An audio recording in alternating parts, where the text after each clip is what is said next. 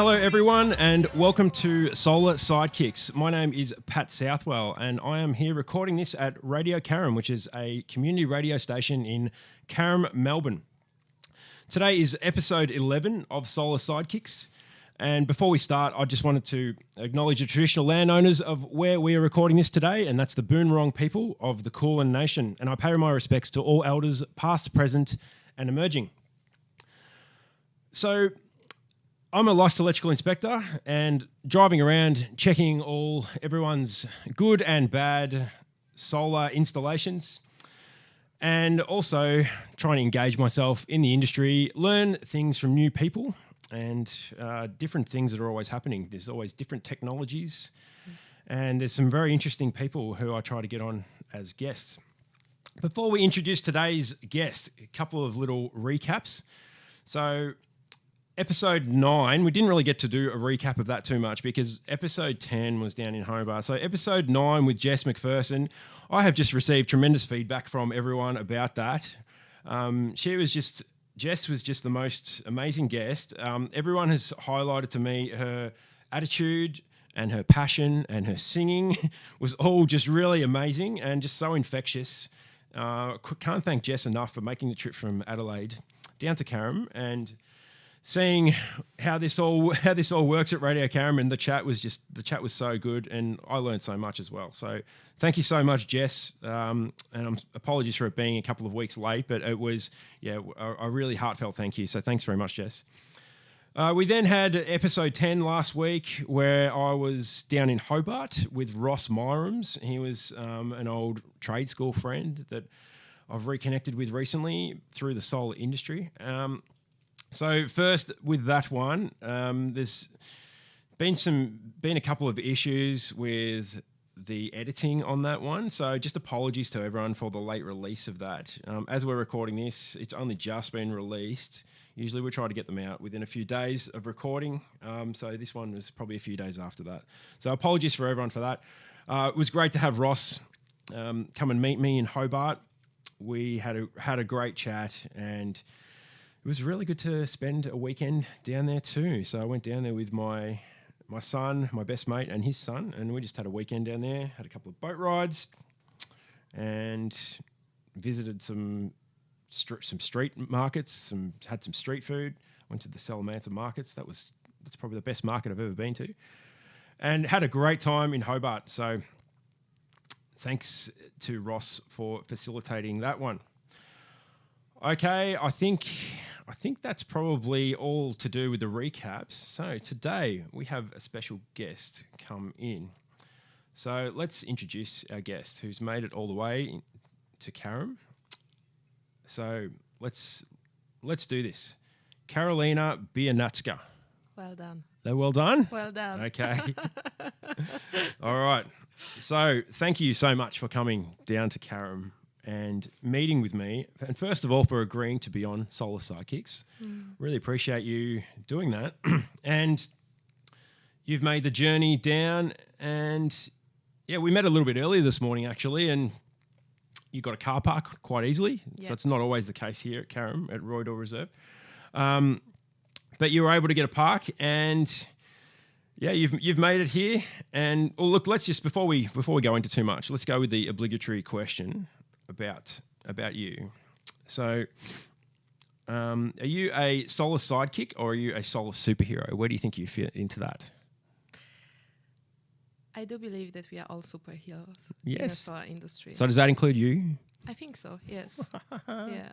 All right, it's taken 11 episodes. Jess was close. She said she wants to be a superhero. Karolina has... Sorry, That's fine. I'm used to this. Everyone calls me Karolina. Karolina, sorry. Everyone calls me Karolina. I'm used to this.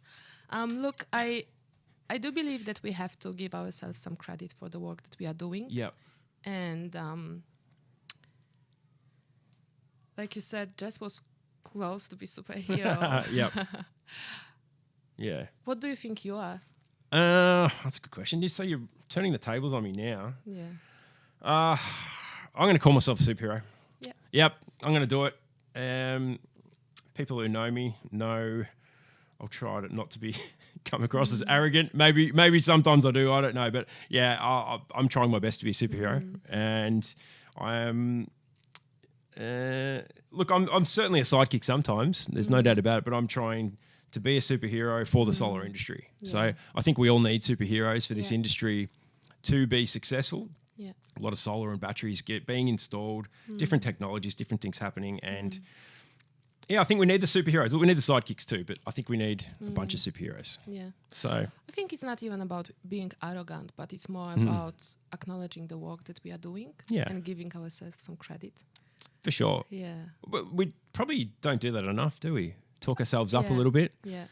Yeah. I think that would be nice sometimes to acknowledge ourselves for the work that we are doing, and then we can be better at the end of the day because we believe in our abilities instead of feeling like, oh, we are sidekicks. So to get to the superhero, you create this distance between you and where you want to be. Yeah. And then it's the constant trying to be somewhere or be someone that you are not yet.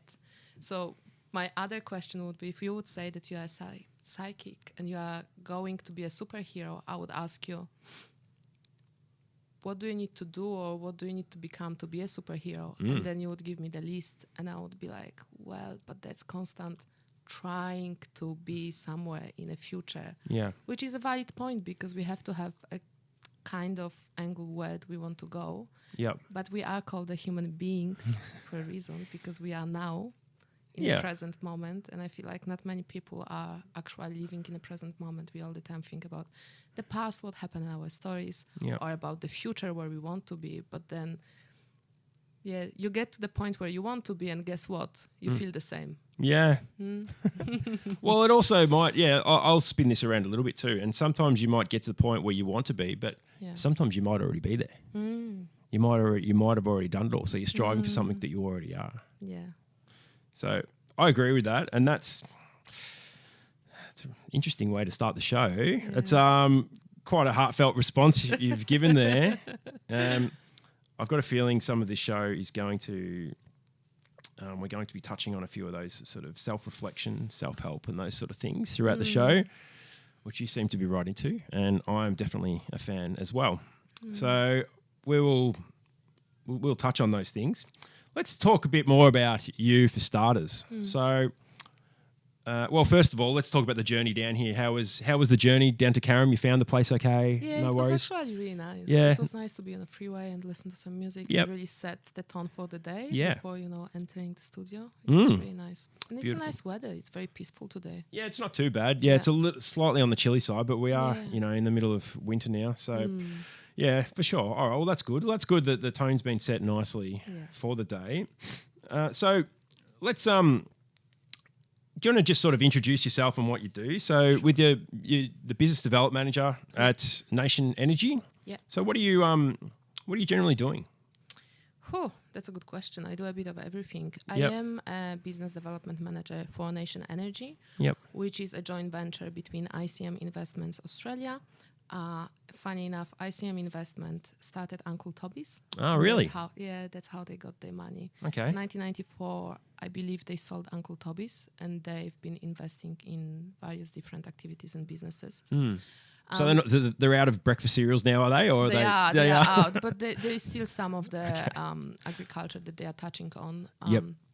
But so that's half of the company that I work for, and then the other half is a company called Faradion, which is a company based in UK. They are a technology company. They have the best sodium-ion technology on the market, basically, characterized by the highest energy density. Okay. Interesting enough, Faradion was bought by Reliance Industries a year or 2 years ago, around the same time that Reliance bought also REC solar panels and a few other businesses. Yeah, right. Yeah, so basically half of the company that I work for is owned by Reliance, which is a very good talking point for us as well. So that's a part of what I do, and that's focusing on a new technology and bringing the new technology to the market, which is called a sodium-ion batteries. Yeah, it's quite interested in this. It's very, very exciting new technology. So I've been doing a bit of everything, to be honest. When I joined the industry, probably 3 years ago, three and a half, still being part-time, I started learning about the market, and I also started educating market about the new technology, because my background, I'm not sure if you know, I came to Australia at the beginning to do 6 months of the internship during my master's. Then I've read up on that. Then decided to stay for a PhD, 4 more years. I've done my PhD in chemistry in materials for sodium-ion batteries. Yep. Halfway of my PhD, because we were in lockdown, I started. Is that when that was? That you were doing your PhD in lockdown? Yeah. 2020? Yeah. Around this time. Yep. It was, I remember, second year of my PhD. I was lucky enough because my supervisor encouraged me to apply for a startup competition to develop basically a startup idea and start applying for different competitions. And so that's how the team 11 store came together. Yep. 11 because of the sodium atomic number, and store because of the energy storage. Is that what it is? Okay. Yeah, 11 store. Is that I can't believe I didn't know that. That's the reason. All right. It was great. And we've done a lot of pitching around sodium-ion batteries for mobility applications. Yep. For Southeast Asia, which was a great learning for us. During this time, we just realized how much demand and interest is around for the new technologies, and that the fact that we need to diversify the energy storage, and not all fits all. You need to have different technologies for different applications. Yeah. Anyway, at the end of the day, it was a great experience, learned so much, but unfortunately I wasn't able to take out the IP from university and create the spin-out. But I was introduced to investment director Tom Gregson out of ICM Investments, who is currently my boss. Right. I went to him and I was doing internship with him. So I was doing part-time my PhD research, part-time internship with Tom at Nation Energie. And then after I finished my PhD, I went full-time Nation Energie. So having this knowledge about the technology is very helpful, because I remember whenever my first ever industry event, the one that I presented was SIA in Brisbane 2 years ago. SIA Queensland. Yeah. I've been to a few of those events. Yeah. And I remember talking about sodium-ion batteries and, putting a slide saying, this is anode, this is cathode, this is blah, blah, blah. Yeah. And people were like, boo, we've tried sodium before, it doesn't work. And I was like, no, it's not possible. Like, we are the first, it's not possible. And they said, no, we tried. And I was like, which one? And they said, Aquion. And I was like, holy moly, that's not the same. This is not the same. And then, you had to educate them that because of the electrolyte that is different in the aqueous and non-aqueous batteries, the electrochemical properties are different. Yep. Aquion was based on an aqueous electrolyte, which means basically water-based, which gave you a very narrow electrochemical window. Yep. So there was a bit less. It's a different technology, basically. They're not Aquion. They flow batteries. Are they? No, they're not flow, are they? They were called salt. Yeah, water, that's right. The salt ones. batteries. Yeah. No, I do. I remember. I remember them now. Many people remember them. Yeah. You say, I didn't have a lot to do with them. I just remember a lot of people talking about them. Yeah. But so something didn't go well there. Yeah. At the end of the day. Yep.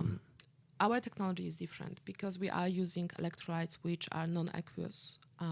Very similar to lithium ion, but because of the different composition of the solvents within the electrolyte, they are actually safer. The higher flash point of the electrolyte, less non-flammable, and there is a lot of unique selling points for sodium ion versus lithium ion. Yep. The most important one, I would say, is safety. Safety also comes from the fact that we can actually fully discharge them to 0 volts, which we cannot do for lithium ion. And it doesn't become bricked or anything like that? It doesn't become, So for the transportation purpose and also that's for, good. Storing in your warehouse if you have a lot of stock and it's not moving fast enough, for lithium ion you have to do the top-up charges, because my understanding is that they have to be at least 30% state of charge.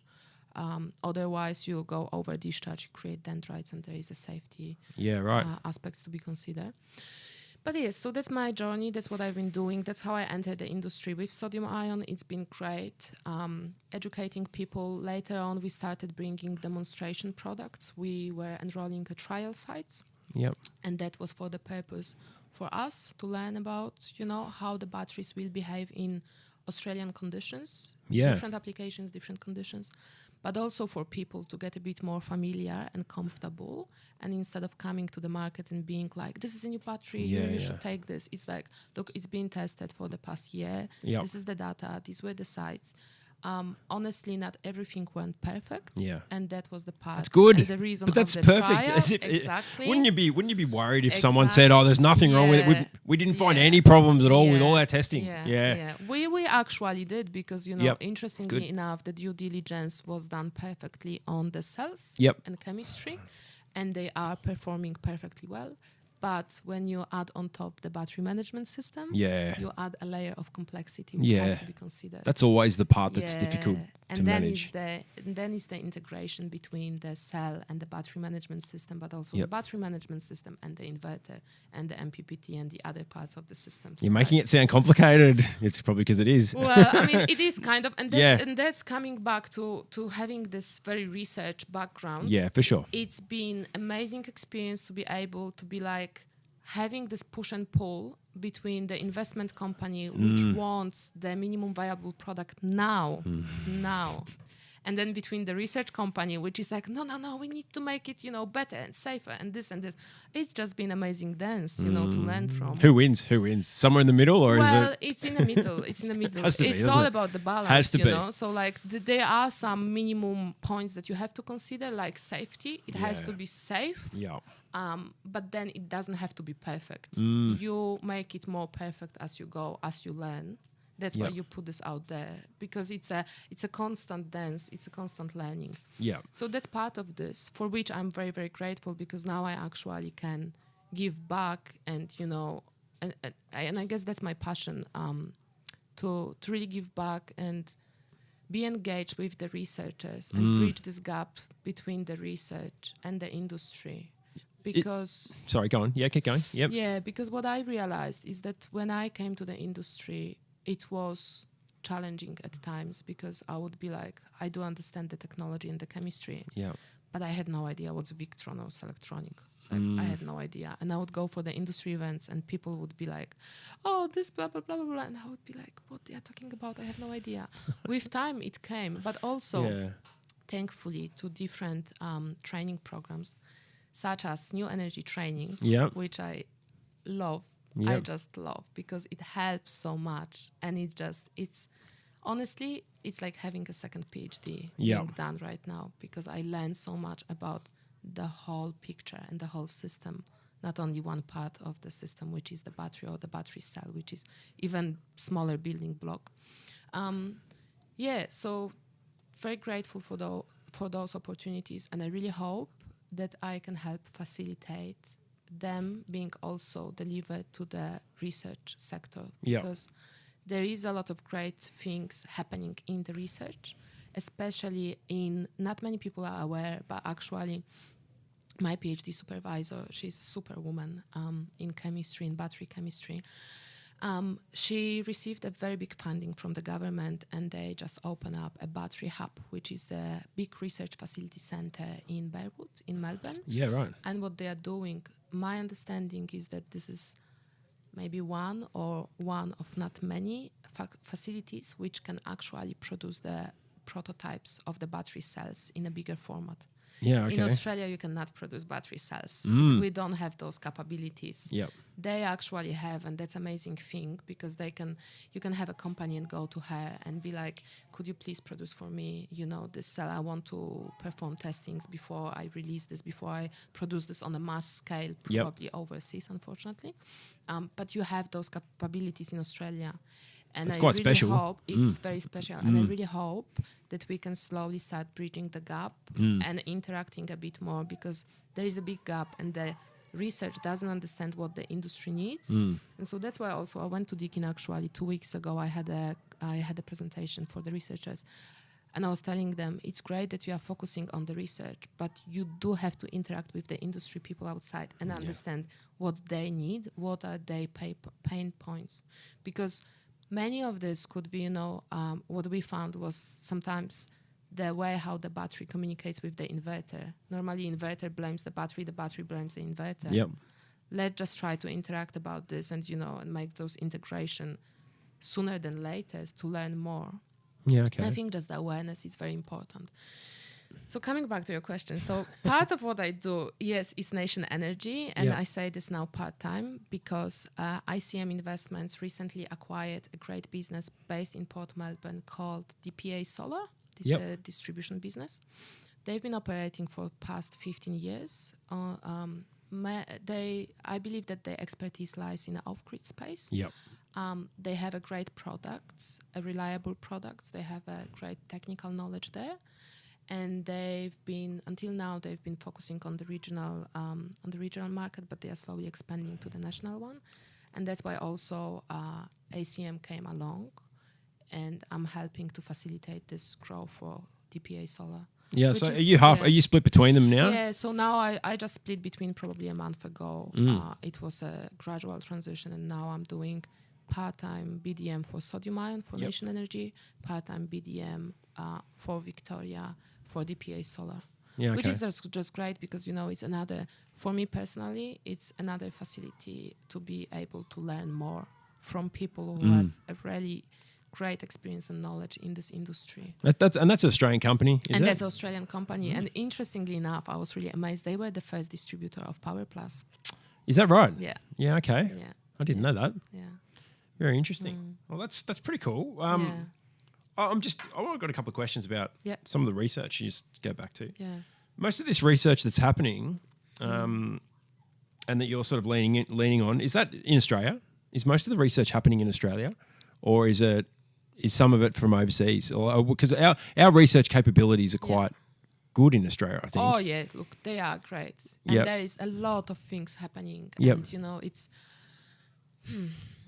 quite sad that sometimes people have to go overseas to places like America to actually create those spin-outs and to bring the IPs and technologies from the lab to the market. Yeah.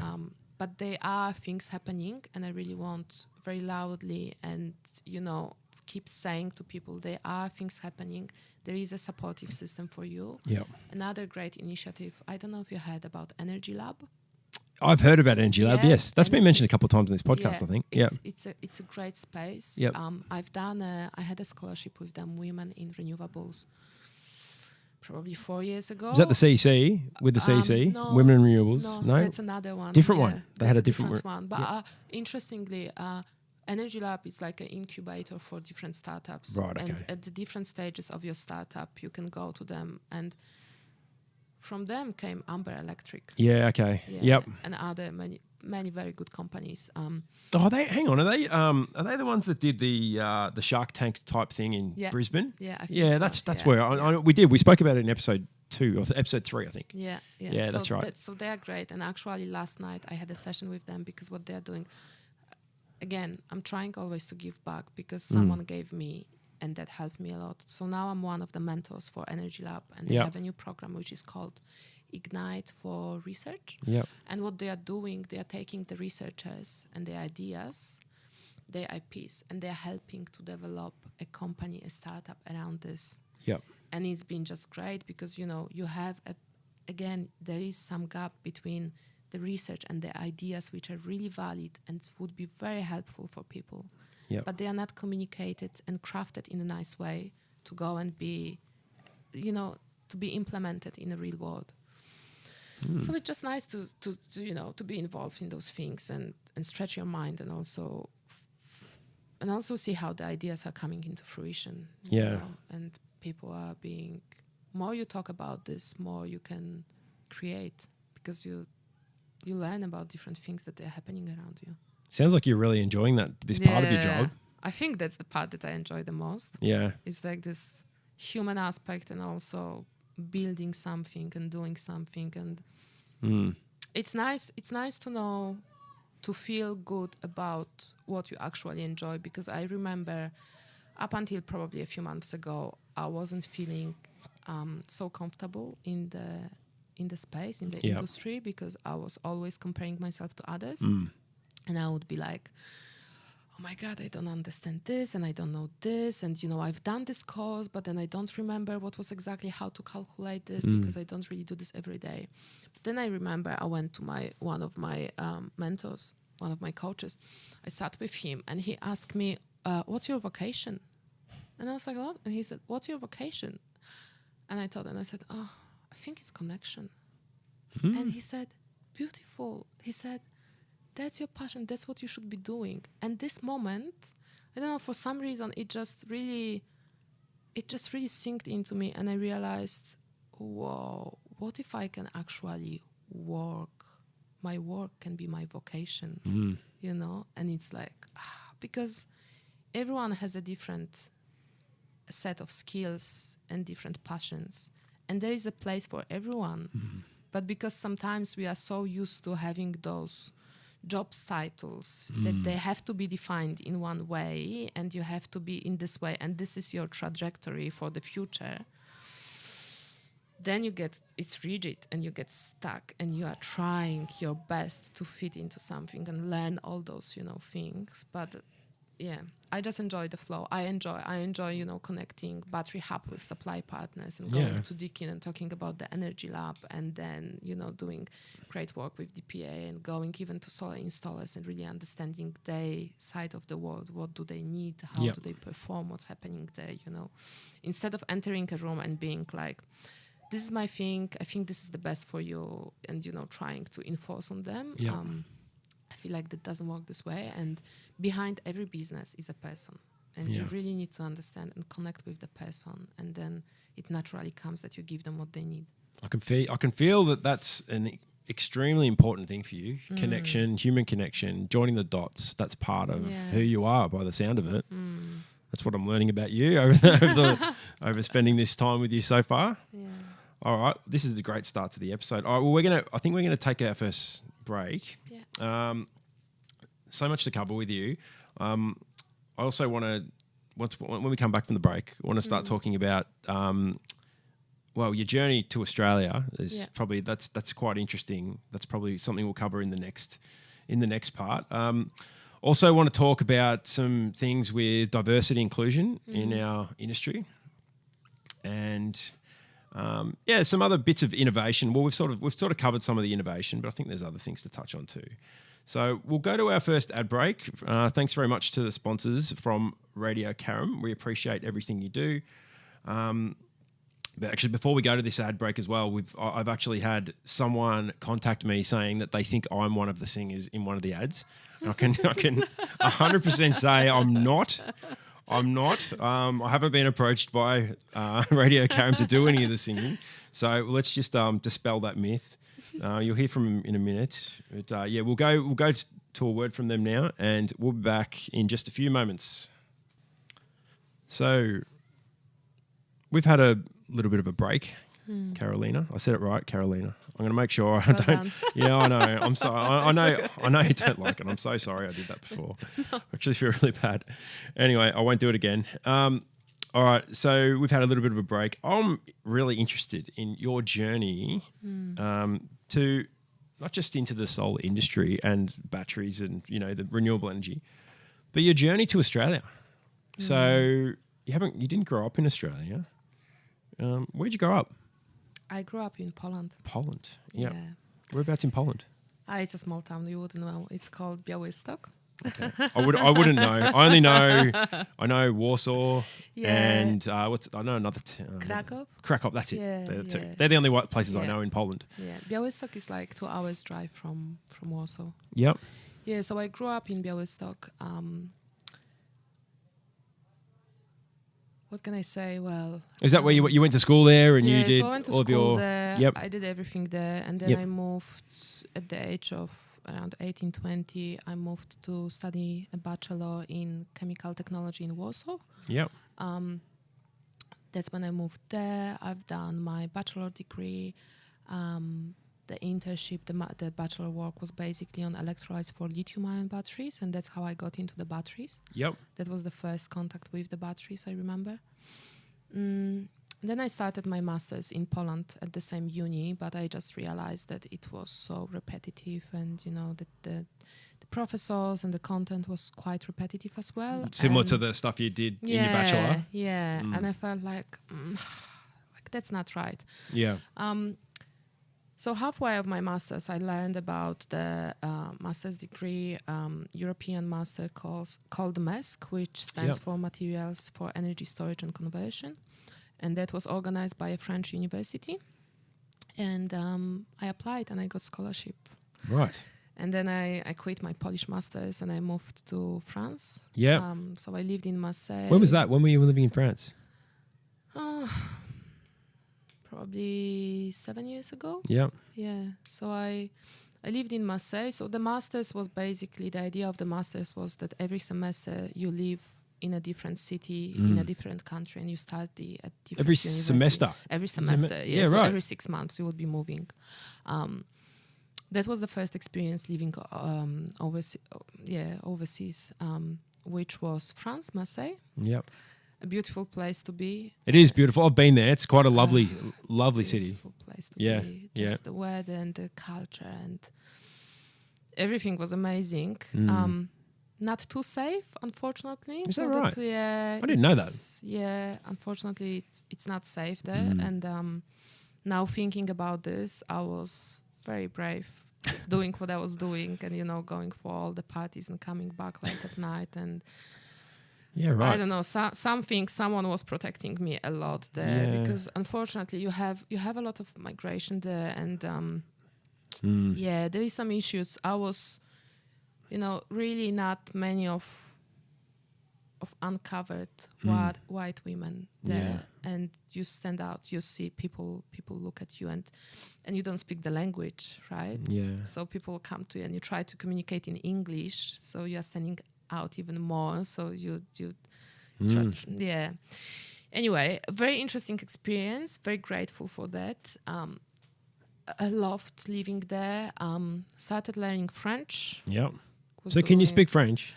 Well, I suppose if you've lived in France. To a point, but French is, with all respect for French people, French is quite tricky. And the problem is that if you don't pronounce it in the way that it should be pronounced, they don't understand you. Yeah, or they ignore you. Yeah. I noticed that in France. They, not everyone. Some yeah, French people yeah. were some of the most beautiful people I've ever met. But some of them they just ignored me when I didn't say it right. Yeah, exactly. But so 6 months in Marseille, then I moved back 6 months in Warsaw. Then again 6 months in Amiens, which is a small city around Paris. Yeah.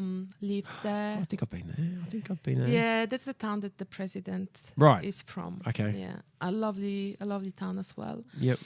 And then last semester, I've got a list of topics and universities that I had to choose from. And I remember I was meant to go to Barcelona. But I was also considering Australia, but not really because, I was never interested in Australia. It's just too far and I don't know, it just never came to my mind. But having this opportunity of moving to Australia, of being in Australia for 6 months and, everything was covered by uni, the flights, the accommodation, everything. It just sounded like a good opportunity for travel as well. And knowing how good is the battery research here at Deakin with Maria Forsyth. Yep. I was like, okay, that's a good opportunity for me. So I came for 6 months. Loved this, just loved it. It was amazing. Came back to Europe, but I wasn't sure what I'm supposed to do because I wasn't ready to get really a full-time job and go and, live adult life. Yeah. So Maria, my supervisor, she got me a research position at Polymath, which is a research center in Spain, in San Sebastian. Yep. So then I moved to San Sebastian for a few months, waiting for my Australian visa to come for the PhD because I've got the scholarship from the government and they said, we are looking for someone to come and do this research work for us around sodium-ion batteries. And I said, well, that's fine. It sounds like a good opportunity for me. Lived in San Sebastian for a few months. I think one of the best places that I've lived in. Learned Spanish. Right. How many languages do you speak? That was nice. How many? Polish, yeah. English, Spanish, and that's it. Maybe French. Maybe a little bit of French. Yeah, I mean, I do understand some, but it's not anymore there because I haven't been practicing. Can you order a kebab at night? Do you know how to do that? Probably. You could probably do that. I think that's the main thing. Yeah. Yeah, but San Sebastian was amazing. And then I moved to Australia. When was it? 6 years ago. Whoa, yeah, it's been 6 years. So France was like 8 years ago. Moved to Australia and I realized I hate this place. I was just hating this place. I couldn't understand possibly what's happening here. coming from San Sebastian, from a very Spanish culture where you are just with people all the time, and you go to the bar and you just talk with people. You go and you get a coffee, you sit next to your table, you talk with people. So that was different to interact here. with people. Is that different to here? Then you come here and everyone is their own space. And, on the outside, they look to be very happy because they smile at you and they are like, hi, how are you today? But they don't want to hear that you are bad. They don't want to hear that you are like, when you are upset, they don't want to hear, Whereas in Europe, you just go and you complain about your day and you connect. It's natural to be whatever. Probably some places they complain a bit too much. And they are negative a bit too much. But at least you let it out. You let it out. You don't keep it inside. And then, so you reckon no one in Australia talks to each other? Well, I'm not saying they do either, but I don't know. I've never thought of it from an outsider's perspective looking in. It did change. Yeah. And now, so the moment that I felt very uncomfortable, I said to my supervisor, I don't want to live here. I'm not going to finish my PhD here because it just feels like people are very isolated. The distances are big between, houses, suburbs. Yeah. I just felt alone. Yeah. But that also comes from the fact that I don't have any family here. I was about to say, you're on the other side of the world. You don't really know anyone. Yeah, this was me. So that's why probably also it felt quite lonely. And so I went to my supervisor and I started crying and I said, Maria, you have to get me out of here. Like, I'm not going to finish my PhD. And she was like, no, don't panic. We've got this. You do 6 months Australia, 6 months Spain polymath, and you do like this for the next 4 years. So you can, be here, and it's good for us, it's good for you. And I said, okay, fine. It sounds like a right plan for me. The moment that I was just about to go to Spain after being 6 months in Australia or whatever, a deacon said, you cannot travel. And I was like, why I cannot travel? And they said, well, there is this virus in China and we think that it's not safe to travel. And I remember calling my mom that day because I was furious. And my mom said, no, that's just bullshit. I'm sure they're going to let you go next week. Don't worry. I think we all thought that at the time. Yeah. Just foolishly. And then they didn't. And I was like, whoa, okay, so what's happening? So it came to the point that I had to decide. And I had a freedom of choice. But I had to decide either I finish my PhD here or I finish my PhD there back home in Europe. And I remember my mom being my best friend. She loves me so much and she's so selfless. And she told me, you are much safer and better staying in Australia than moving back to Europe. It's not safe. And it's because of the virus. Is that because of the COVID, because of the lockdown, because of economic situation, because everything that was going on everywhere. And I guess that's why that was the moment that I started appreciating living in Australia. And we were in lockdown, but I was living in St Kilda, and I had my freedom. Yeah, I could go for a beach walk and have my coffee and listen to the podcast and exercise and read books and do my PhD research online and, write the papers, work on a startup company, do all the stuff. So it really comes back to the way how you see the world because the world is as it is and you cannot really change this, but the way how you see this and how you react is the key. And, I do understand that at this point of time, lockdown could be easier for me than other people because I'm here alone. Yeah. And I didn't have to be in a house with children. Yeah, homeschooling. Homeschooling and and so I just got a little chill then thinking about that. I do know that was it's tough for some. Yeah, it was tough for some. But yeah, at this point of time I realized I'm grateful, I'm comfortable. Yeah. And interestingly enough, I do believe that I don't know how to put this, not to sound too woohoo. No, I say it. It's all right. My higher self or my something inside knew that I have to go so far from home. Yeah. To really work on the things that had to be worked on, because when you are in your culture, when you are in this environment that the people see you in one way, it's very difficult to do the reassessment if that's actually who I am. Yeah. Are you sort of talking about your comfort zone? Like once you're out of your comfort zone, some special things can happen that sometimes you don't always expect. Yeah. And the fact also, so when I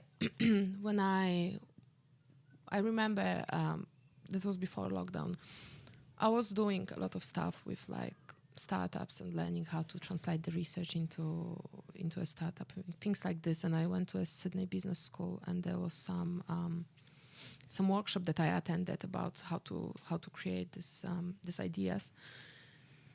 And because it was such a tense, very exciting but tense period of my life, and it was quite a lot of going out, interacting with people, maybe less sleeping, a lot of working. Yeah.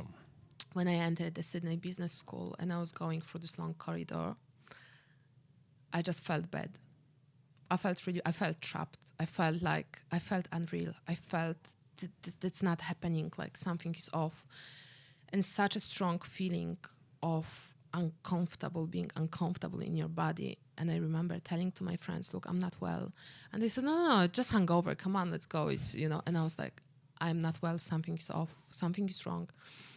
And they were saying, no, I'm sure it's blah, blah, blah, not sleeping enough. Anyway, came back to my hotel room, locked myself in the room, and had a full panic attack. Yeah. And it was really bad. I called my mom because she was like the person who would ground me. And I was like, Mom, I have no idea what's happening. I never felt like this in my life. I feel shit. I just need you to talk to me in a calm way, because if you panic, I panic, it's bad. And she handled this so well. I mean, really so well. I was so impressed because we never experienced this in our environment, any anxiety or panic attacks that I'm aware. What are you talking about? So you're talking about losing your breath, losing your heart rate. It does your come heart back rate to breath. comes back to breath for sure. See? Definitely. But are you talking like elevated heart rate? Yeah, and just change in consciousness, almost like just the feeling that you are out of control, that you are out of your body, that you are out of, that something is wrong, that you don't know what's happening and that you just feel bad. Every single cell of your body feels bad, and you don't know what to do with this and what's happening. Panic, not knowing what's happening. And I remember my mom just grounded me. She was talking about her day and her shopping, and I came back to my body. And then she told me, look, I have no idea what happened to you. You need to find a psychologist. You need to find help. And I went to many different psychologists in Australia, and they were all telling me that that's normal, that's fine. They were saying, look, you are very far from your home. You are very far from your culture. That's not your language. That was a big part of this also. Whenever I would speak English, I would speak like, that's not me. It was feeling off. Yeah. Going and speaking in different languages, like, my God, where is it coming from? That's not me. Anyway, is that right? I never thought of that. Yeah, it feels weird. Now it feels now I'm used to it. Now my the vocabulary that I know for the work and also for mindfulness. Some of the words I don't know how to say in Polish because I never learned about this in Polish. Yeah. But I do know in English. Or even like to guide a breathwork session in English goes much better than in Polish. I'm learning now how to do this in Polish because you don't do this. I don't know. It's weird. Yeah. Anyway, so went to many different therapists and psychologists. Everyone said that it's fine. Some of them wanted to put me on medications. Yeah. Okay. Yep. I was very resistant to this because I felt like I just knew something is wrong, but nothing is wrong with me.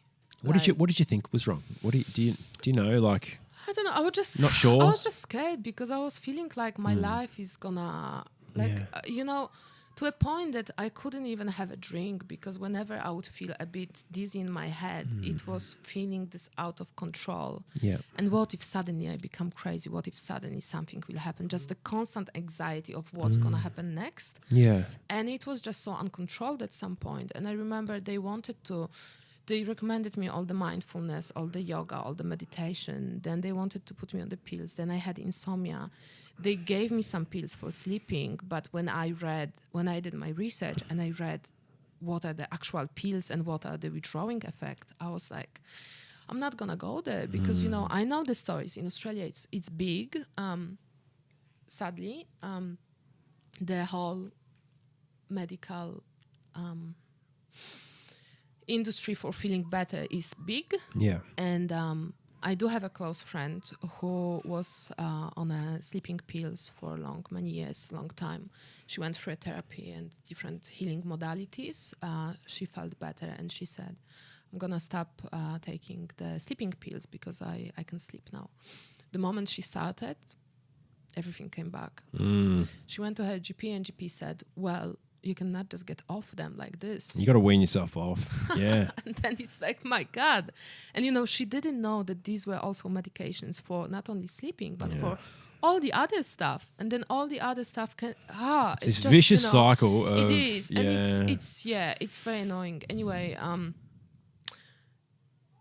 that's how because I was alone, I had to find my way to what's going on, and learning from other people how they are managing this was very helpful. Yeah. And having this space. And so that's why now I do love Australia, because I feel like you do have a lot of freedom in Australia.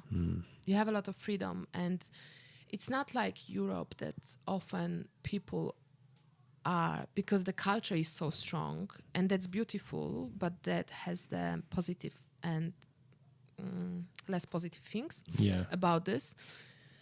The less positive one is that this is like this, and if it's something feels differently, then it's bad. Yeah. You know, it's not considered. There is no this open mind acceptance of the. Do you think we're better at that in Australia? Do you? I do think so. Yeah. Okay. I do think so. That's good. It's good to know, because it feels like it depends which environment you are in, but people are speaking up, and people are sometimes less afraid to talk about their stories and accept people as they are. So you think we're more accepting now? We're becoming more accepting in Australia? I think so. I think we're starting to be. I don't think we have been, but I think we're starting to get better at it. I think so. And it's, look, the environments that I am in, they are very accepting, and I really appreciate them. I really appreciate the fact that, for example, I can talk about my mental health in my workplace, especially at DPA. Richard, the founder of DPA, it's a great person who really considers mental health and well-being of people. And it's just nice to be able to talk about this and think and feel what you can do for others and for yourself, because at the end of the day, the way how you feel really defines your life. It really does. And there are solutions there, and it doesn't have to be medication. And to me, it's breath work. I reckon that's probably a good chance to talk about that. Yeah. So I might just mention that when I reached out to you about doing an episode together, well, the first thing that attracted me to doing one with you was I saw, it might have been on a Facebook post or something, and you had like self-help books all piled up, and I looked at that and gone, wow. I looked at those books and I've gone, okay, I know a few of those. I've read a few of those. I'm interested. I've reached out and we started talking. So I knew you were sort of into that a little bit. And then once we got talking a little bit and you agreed to come on the podcast, you asked me if I would be interested in doing breath work. And I'm like, I didn't even really know what it was. Like I sort of knew a little bit. I think I might have mentioned something about meditation and so I didn't really understand it. And so I agreed to it. And that was it was a quite amazing experience. Even just talking about it now, like for starters, I feel much more relaxed for the day. Normally I'm sitting here, jumping around, all this sort of stuff, wondering what's going on. I'm quite relaxed today. So I've got you to thank for that. So thank you. I'm very grateful for that. And I would love to hear how breath work and what you doing that has sort of changed your life and made you into the person you are now, I suppose, and how it's helped you with your panic attacks. And I don't know. What have you got to say about it? Well, first of all, thank you for trusting me, this morning, because that's a big thing. And, no problem. Honestly, I'm the one who needs to say thank you. I feel very privileged that. It's interesting because when you ask me what's prep work? Whenever people ask me, I'm like, well, there's so much to this. Where should we start? Yeah. Well, let's start with the basics. So basically, breath work is the umbrella term. And you have different styles of breathing exercises. Yep. But as a foundation, breath is our life. Yep. And the way how we breathe is the way how we feel. The way how we feel defines the way how we breathe. If you breathe too fast, if you breathe through your mouth, not through your nose, you will activate the sympathetic nervous system, which is fight or flight. Yep. And although you are not in danger right now, you are safe just being here because you communicate to your nervous system, to your brain, I'm not safe. Your body goes into the state where it's breathing even more because you send the signals, I'm not safe. Yep. So you breathe more, so you get more signals, I'm not safe. And that's how the vicious cycles are going basically all the time. And it's very interesting that we don't talk about this enough. And I remember my first ever breathwork session, after I've done, I kind of woke up, after the session, and I was like, whoa, what just happened? And it was the first time in my life that I felt myself.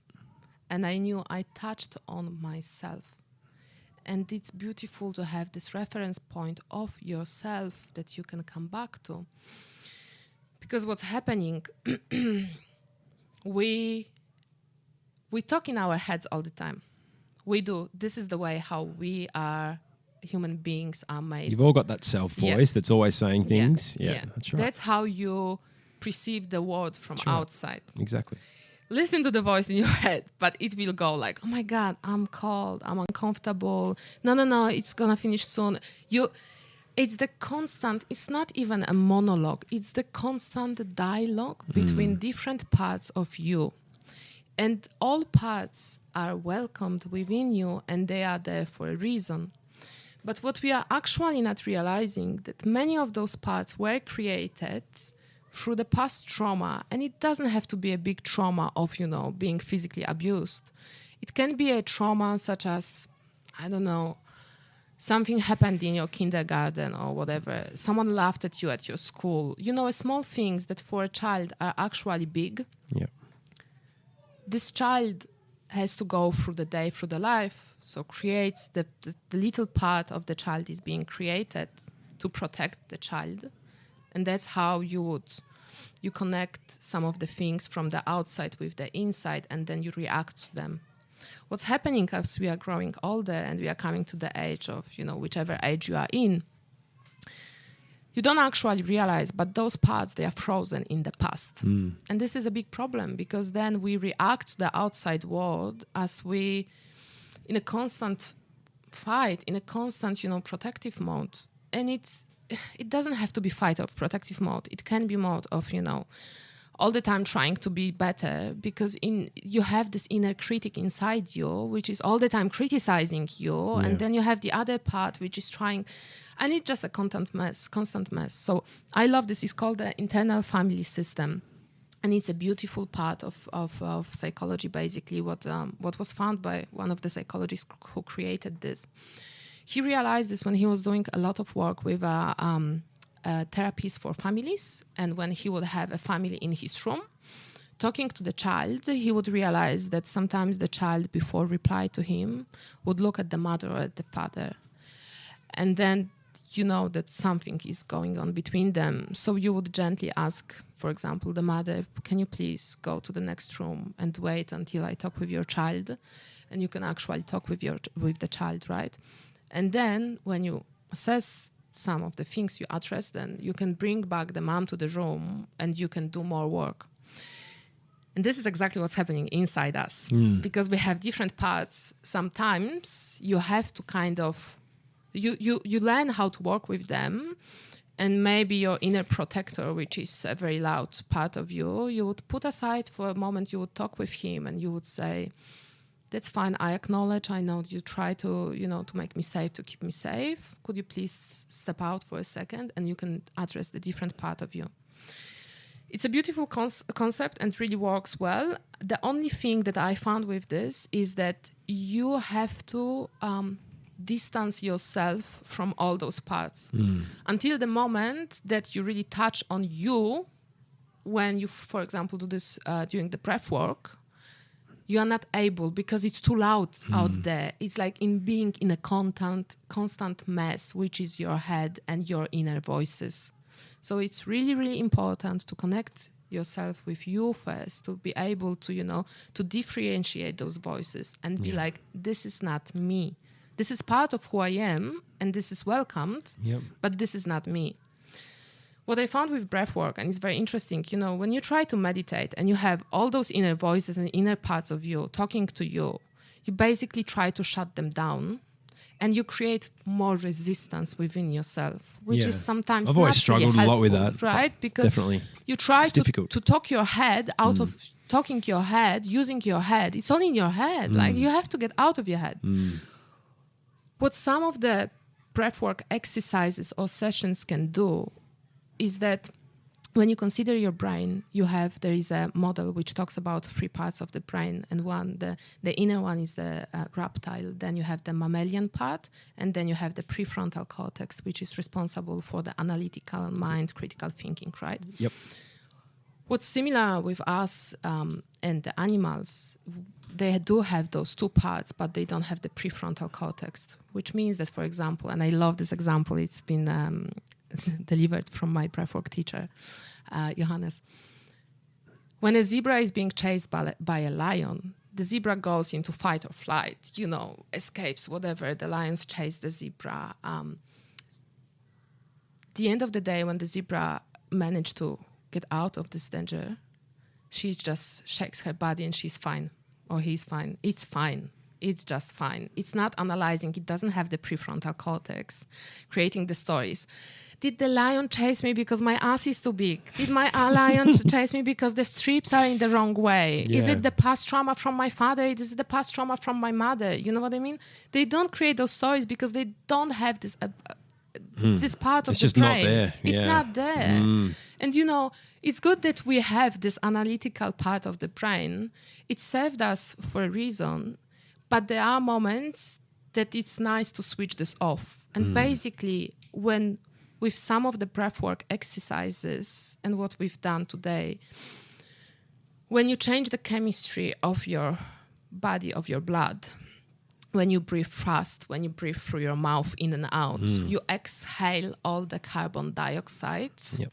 You drag out the carbon dioxide from your cells, from your blood, basically. What's happening? The oxygen from the cells and from the tissues goes to the blood, and some parts of your body are not oxygenated anymore. The part of the brain, the prefrontal cortex, we cut the oxygen out of this part. This part physically shuts down. And this is a beautiful state to be in, because guess what? You cannot think anymore. Your body just took over. You cannot think anymore. And that's where the release can happen. Release of the emotion, because emotion is the energy in motion. And this should stay in the motion. So whenever we get upset, we get sad, we get, whatever during our day, unfortunately, we don't have the outlet for our emotions. We store them in our body. You want this or you don't, it is being stored in your body. Yeah. And during a breathwork session like that, when you switch off one of the parts of your brain, you release them, you might have a laugh, you might have a cry, you might have a shake, you might not have anything. Whatever should be for you, whatever is there for you, will be there for you. And each breathwork session is totally different because you are in a different states, basically. But then, you make this operation on open heart, and then you put everything back together. You bring yourself back, you oxygenate your body back, you oxygenate your tissues, you breathe slower, deeper, and everything comes back to homeostasis that it should be in. And that's what really helps, and that's what helped me a lot. And this is one part of breathwork that we can talk about, which is more psychological, let's say mindfulness aspect. When you go to a psychologist or when you go to a therapist, it's all there for a reason, but unfortunately you go with your story and he or she creates another story on top of your story. Yeah. So when you exit the room, you have another story on top of your story, and you feel a bit more comfortable. It's like me when I was having my panic attacks. I went to psychologists and they said, oh, well, look, but that's fine. You are fine. You are doing so well. You are just finishing PhD and you are getting amazing job. It's fine. This is your body reacting because you are far from home, because you are far from your family, because you don't speak your language. And then you create this another story, which still feels shit to be in your body, but it's kind of, it's validated. It's fine. It's normal to feel bad. This is basically how you get. It's normal. That's pretty much what happens. That's right. Exactly. Yeah. And then, but it's still there, and you just keep suppressing, pushing deeper, even more and more all the time. When you do breath work, you basically you do work with your nervous system, and this is the key. This is the remote control to how we feel. It's like you're forcing a cleanse. Is that right? Is that right? It is. That's what it felt you like. kind of flush everything. Yeah. When I started doing breath work at the beginning, I remember I would go like 2-3 times a week. Yeah. And if I would skip like a week, 2 weeks, 3 weeks, I would just accumulate things. And I would feel that I accumulated because my mind wouldn't be so clear. I wouldn't think so wide. I would be more blurry thinking, But this is one part of the story. Another part of breathwork, which I really want to talk about because I do believe it's very important, is that there is a lot of things happening that people are not considering, that this is the way how we breathe. And that's, for example, asthma. Asthma is a big one. Asthma, anxiety. So you're talking about physical conditions now. I mean, obviously, anxiety can be a physical condition too, but when you're talking asthma, it's their people's ability to breathe. It's a different thing. Yeah. Yeah. So how can that... So you've seen that help people? I did. And actually now I am working with one person who... It's very interesting because I passed her desk at some point and I saw the asthma puffer. Yeah. And I was like, oh, well, okay. Let me ask her how is she feeling and what's happening. And she was very open to discussing possibility of working together and, doing some breathing exercises basically. But what's happening with some of the respiratory diseases is that it's all connected. And the way how we breathe, if we breathe, so there is a few ground rules that we have to consider. First of all, always breathe through your nose. Always breathe through your nose. Because, first of all, it warms up the air. It filtrates the air. It produces the nitric oxide, which is a very important molecule for diluting our blood vessels, for making everything relax. And carbon dioxide, which is extremely important molecule for our body. It's not only the oxygen that we should consider, it's the oxygen and carbon dioxide dance in between. Because what's happening when we do oxygenate our blood, the blood, in order to be delivered to the cells and tissues, you need the carbon dioxide because there is an exchange between the carbon dioxide and oxygen. So it has to be in the balance. It calls a Bohr effect. It has to be in the balance. Yeah. And when we breathe through the nose, we calm our body, we calm our nervous system. We send the signals. We are safe in our bodies. This is fine. First of all, through the nose. Second of all, deep and slow. You want the air to really be able to go deep into your lungs because the most of the alveoli, they sit at the bottom of your lungs. Also, most of the blood is at the bottom of the lungs because of the gravity. And so you want to oxygenate the blood, you want to send this oxygen to your body.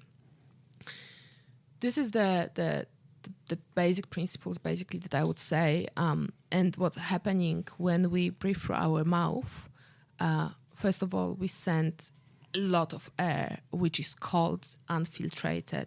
That causes inflammation in our respiratory system. I remember you saying that earlier today. When you inflammate your respiratory system, the body is reacting. So the body is producing mucus, which is blocking our nose. Guess what? Then you are not able to breathe through your nose. You have to breathe through your mouth. And for people with asthma, or even without asthma, for any people who are breathing, who breathing patterns are a bit dysfunctional, let's call it this way, it's a vicious cycle that you have to stop, because if you're not going to stop, it will keep going and it will be more and more, and it will be bad. And what's happening, our bodies, when they are in homeostasis, there is concentration of carbon dioxide. We have a tolerance to carbon dioxide. And it's a very interesting molecule, because we take the inhale, because the carbon dioxide is sending signal to the brain, take the inhale and now. This is basically the pH of our body, of our blood. What's happening when we breathe too fast, we exhale too much carbon dioxide. We don't have enough carbon dioxide in the atmosphere. Carbon dioxide is the byproduct of the metabolism in our body. If we breathe too fast, if we exhale too much carbon dioxide, then the threshold that our body, the nervous system, is like a thermostat, is being readjusted. So normally, let's say you would be comfortable at, I pick a number, it's a random number, at 100 of something, 100 molecules, you would feel good. And this is 100, let's say 100%, and this is this is enough, the carbon dioxide in your body, so you can really oxygenate all your tissues, all your cells. When you get stressed, you start breathing faster, breathe out more carbon dioxide. There is less in your body, so less oxygen being delivered to your cells and tissues. Yeah. What's happening if you just go fight or flight and then bring yourself back down? That's fine. You are fine. But if you stay there and then it grows again and again, and you are your nervous system is readjusting, and your normal is a new normal, which is kind of not the homeostasis for the body, then guess what? Your body is adjusting to having carbon dioxide at half level, 50, not 100, which means the cells and the tissues, they are not oxygenated. The brain is not oxygenated. So you cannot think clearly if your brain is not oxygenated. No wonder that you feel anxious. No wonder that you are stressed. No wonder that you never have enough time. And that you don't perform and you are rambling. No wonder that you are not sleeping well, and then you are waking up and you are not feeling well again, and it's just keeps going. No wonder that look at children. I mean, this is another topic that should be really discussed. They are not hyperactive. Sometimes the nervous system is off. Look at how they breathe. If their mouth is open all the time, they do have the inflammation. It's impossible for them to breathe in the right way. So you reckon kids? I do reckon, and this is a big thing. This is a big thing. So when I was doing my breathwork training, very grateful for the diversity of people and their backgrounds. Different people from different backgrounds. A school teacher in Sydney, great guy, he keeps sending us until now. He puts the kids in the classroom, 5 minutes, they do breathwork every single day. Every day? Every day. To set up the tone for the day, to calm the nervous system. And then part of their homeworks is to take some of the breathing exercises to their homes and do with the parents. Yeah, that's good. That's not just setting themselves up for the day, that's setting themselves up for their life as well. Yeah. And so what's happening, so coming back to the asthma, when your tolerance for carbon dioxide is much lower than before, it's very difficult to bring back to your body enough carbon dioxide to oxygenate the cells. Yep. Or to, reduce the inflammation. Because basically, people that they have asthma, their airways, they are inflamed. They are not getting enough oxygen. They are not getting enough air. They have the air hunger. Guess what? When you have the air hunger, it's natural way for you to breathe through your mouth because you think you will put more air there. More air in, yeah. But you just harm your body more. And it's you harm your body more. And so what I do usually with people like this, with the physical conditions, is that you set them for the breathing retraining program. And slowly, day by day, you give different exercises for a few weeks. Yep. And you build up the tolerance of carbon dioxide in your body. And you do feel a difference. You do feel a big difference. And some people, they can, get off the puffers. Some people, they don't need medication suddenly. Also with asthma, it's interesting because not every asthma is the same. You have the, because of the environment, some people they have in the childhood, then it disappears. Some people they have in the, it also comes back like it is, So sleeping is another thing. Sleep apnea, snoring, not having enough sleep. This is because the way how you breathe, So what I do and what I recommend everyone doing, well, not everyone, because it does depend when you are at currently, tape your mouth at night.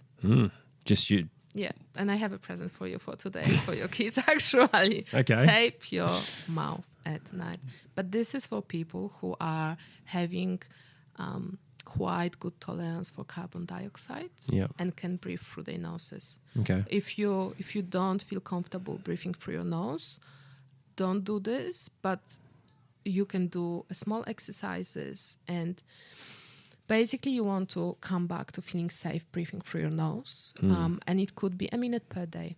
It could be maybe, next week, 2 minutes per day. And you build slowly up the habit of breathing through your nose. And it comes from being aware. Where is your breath? Do you breathe in through the nose, through your mouth? Is it shallow? Is it deep? Breathe to your belly, not to your chest. That was a big one that I learned with that session with you. A big one. When I put on the mat. I never do it enough. Yeah. Last week I put on the mat my friend who is a very, very fit young guy, football player. I put him on the mat. And I said, Daniel, deep breath in, come on, deep breath in. And I just saw his chest expanding. And I was like, okay, now again, one hand on your belly, one hand on your chest.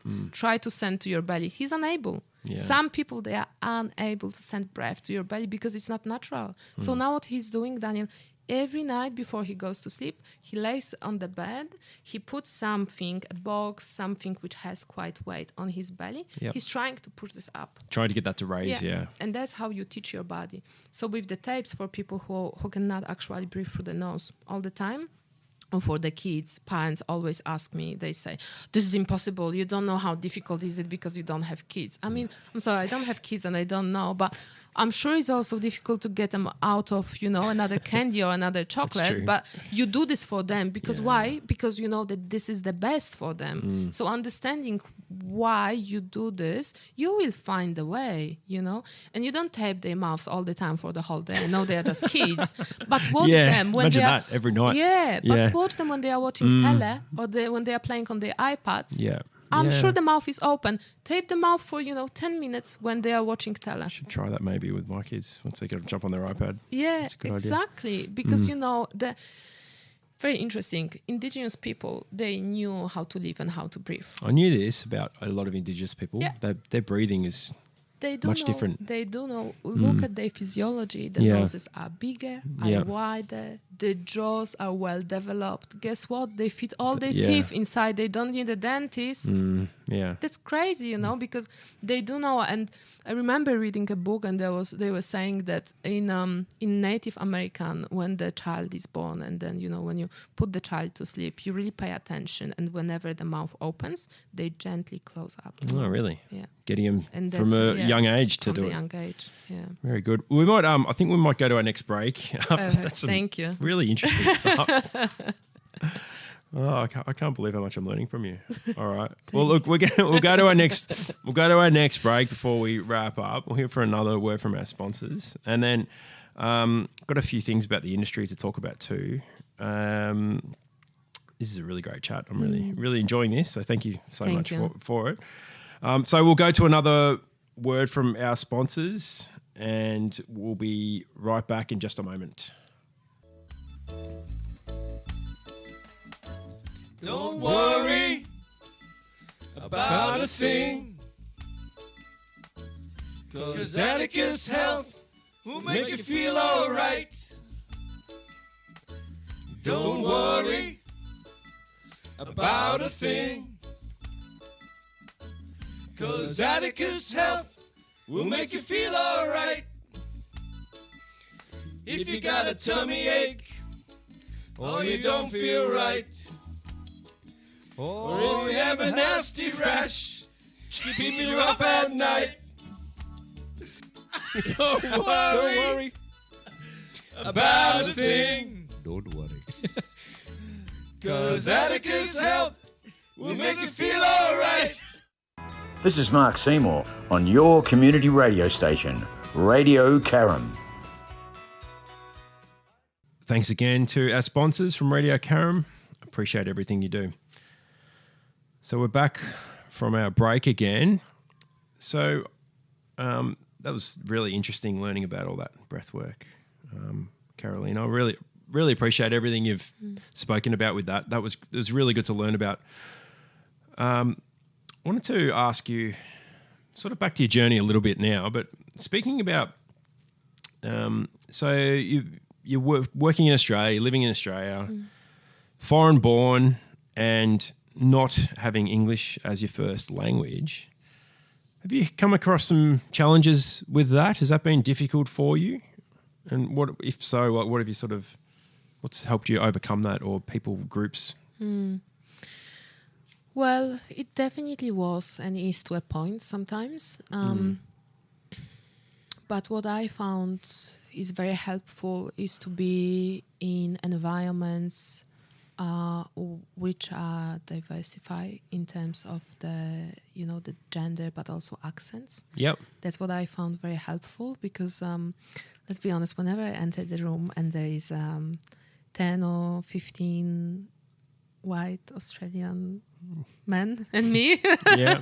sometimes it feels intimidating, and it's not maybe necessary because of them, but also, because of me and how I do feel there, but because, there is kind of a flow, a rhythm to the language, and you have this flow, and then for me to suddenly speak up with my accent, be like, it's sometimes it's difficult. Yeah. So I feel like it is important to have the workplace, or any place, working group or industry group, where you have people with different accents, with different backgrounds, because that makes you a bit more safe and open to communicate your ideas. It's already difficult for every human being probably to communicate their ideas, because you feel like, maybe they are not big enough, or they are not small enough, or they are not, it's always not enough in our heads.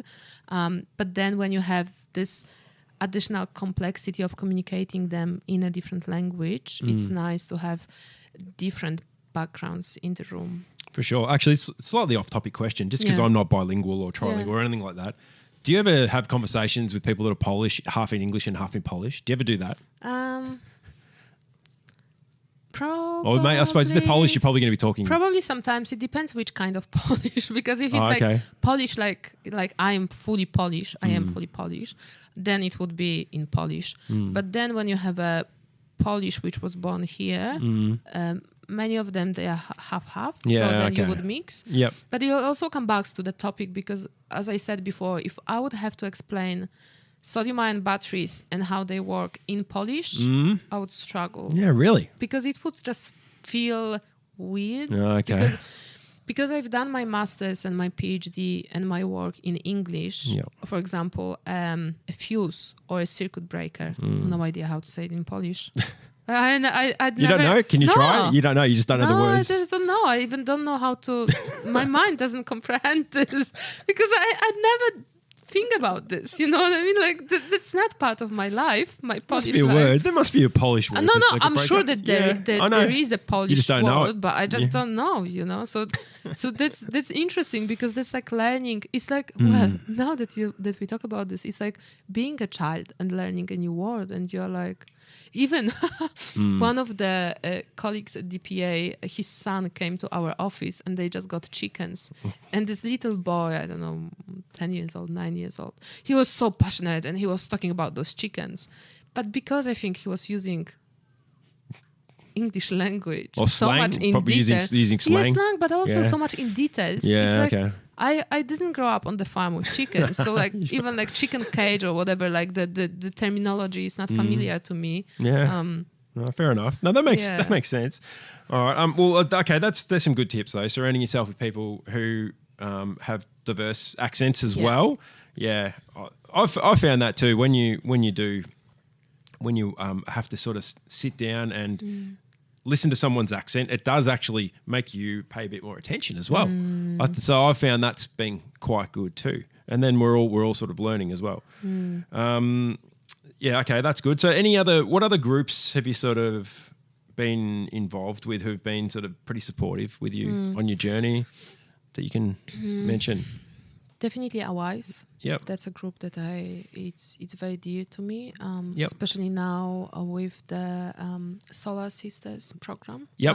I am one of the mentors in the program, and we had a very nice day training session with other women in the room, and I found this very, very helpful and very empowering, because basically it was, I don't remember, 7 or 8 of us sitting whole day in the room and just, getting to know each other and talking our stories. And it was like, we've learned so much how to be a good mentor for others, but also just sharing the stories and hearing that, it's not only me who is fearing this or who is feeling this way or who is questioning. It's very important. So I feel like Awise has been and is a big part of my journey in the industry. Yeah. The other group would be Solar Cutters. Yep. Definitely. Their events really, really helped me. I think actually we ran into each other at Solar Cutters We event, didn't we? did, Yeah, that's right. yeah, Because I was speaking yeah. at the one in where were we? Hyatt, I think it was. Yeah, that's yeah, right. We ran yeah, into. I yeah. forgot I saw you there. Then that's right. Forgot about that. Funny. Yeah. So Solar Cutters, it's Yep. a big one. Yep. Obviously, I really admired what they are doing, and the fact also that they are not only focusing on the networking and drinks and bringing people together, and the trainings, obviously, and the viable content, but also I really like what they've done for All Energy with the skin cancer. Yeah. That's Yeah. right. They did the skin checks, didn't they? Yeah, and whenever Yeah. I talk with Costa about mental health and breathwork and ice baths, which are hopefully coming soon. Is Costa into breathwork? Is he? Not yet, but Not- he's coming on the mat Good. in the next few weeks. He's coming here. Great. Whenever I talk with him, I really admire that he cares about those things. Yeah. It's not transactional. It's not Yep. just getting people together and drinking. It has the value and it has the meaning. Yeah. This is another one. The other that I could possibly think of is Smart Energy Council. Yep. I have been involved with them to a point, but it's been great. I'm on one of the working group for the manufacturing in Australia. Yep. I've joined, as a Nation Energie and hoping that we would produce the batteries at some point in Australia. Yep. That was really good and just helped understand what's happening and stay on top with all the updates and developments. And it's been chaired by Rod Scott from Selectronic, which is great. I really like him and I'm learning so much every time I interact with him. But also other people in the industry, which are very dear to me. Yeah, it's a great Yeah. industry. We're all sort of pretty close, I Yeah, think. it does and feel good. It Yeah, does it feel is. like a family, to be honest. I keep saying that. We are all like a solar family, and we're all from, I mean, we're both in Melbourne, but Yeah. there's people that are Yeah. all around the country Yeah. who are all connecting with each Yeah. other, having similar things that are happening to them. And yeah, it is like it's like a big family. It does so. feel really good. And I have to comment on this as well, because, to be honest, when I started my journey focusing more on wellness space and I started interacting with people who are speaking the same language as me in terms of, physiology, psychology. Yep. At some point I was like, nah, I'm just leaving my job and I'm moving to Byron Bay. That's it. Or Malambimbi, I'm moving to Malambimbi, or Bali, I'm opening my breathwork studio and that's my life. That's what I want. But then I was like, wait a second, because it's so easy to go far away to India and be sitting in a cave and meditating. But how is it really to be in a world which is not exactly like you or as you want it to be, And then I realized, Kathleen. Kathleen, yeah, my God, the best person, one of the best people in the industry, really. But interacting with people like her, like Scott from Catch Power, Justin from R&J, these are like family. They're family. And I was like, you know what? I will be much better bringing all my knowledge and experience and be sharing with people here in solar industry than escaping to another woohoo world and living in a Byron Bay and meditating every day in the morning and doing yoga for a half day, which I would love to and I will during my holidays. But then, it's nice to have this. It feels safe and I love it. When I did my my training for breathwork, and there were different people from different backgrounds and environments, and when I sat on the mat and I was like, and I come from a battery industry, solar batteries, And then one day we had a problem with power supply. It was really funny. We were in so they go straight mountains. to you. Yeah, and I was like, I can actually probably help you or connect you with someone. And it was funny, but it does feel nice because it's like, that's what is life and world about. It's not about being in the environment where everyone thinks the same and is the same, but bringing all together, different experience, different knowledge, different passions, and then it's beautiful. Yeah, that's really a nice way of saying it. That's really good. All right. Okay. Well, I think before we go into our closing comments and everything, I just wanted to mention some industry news that sort of happened. Won't be going on about this too much because I don't really understand it that much. But I know seeing stuff on the socials about Greenbot. Looks like they've been delisted as an STC agent. I don't know what's happened there, but seems like there's some people that are affected, some businesses that are affected there in a negative way. And I'm not sure. The CEO have got I think they've got a little brochure or something like that, or an email they've sent out for people that are affected by it. Let's just hope these type of things don't sort of keep happening in our industry where people have put their money into certain companies or faith into them as an agent, and then they're not able to access that money back. So that's quite a difficult thing, and I hope that there's some good outcomes there for any of the people that are affected. So hopefully that changes. Also wanted to just quickly share, seems like we're gaining a little bit of momentum with the discussions that I've been having about mandatory inspections. So I'm not going to talk about that too much because of what's been going on in the background, but there has been some movement, and I'm hoping to be able to talk about that a little bit more in further episodes. But there certainly has been some stuff going on, and there's people who are taking notice of this. So maybe I don't know if it's me banging on about it every time I get an opportunity in my podcast. It's either that or, I don't know, it's sparked someone's interest somewhere. So I'm hoping for, things to be safer with the installations of solar and battery systems, and I want that done through mandatory inspections. Seems obvious to me. So let's see what happens in that space. So I'm not really giving away too much there, obviously, but there's something happening, which is good. So looking forward to some change. Looking forward to some changes there. All right. Well, as we sort of start to wrap up, do you have any closing thoughts for us that you want to share with us, Karolina?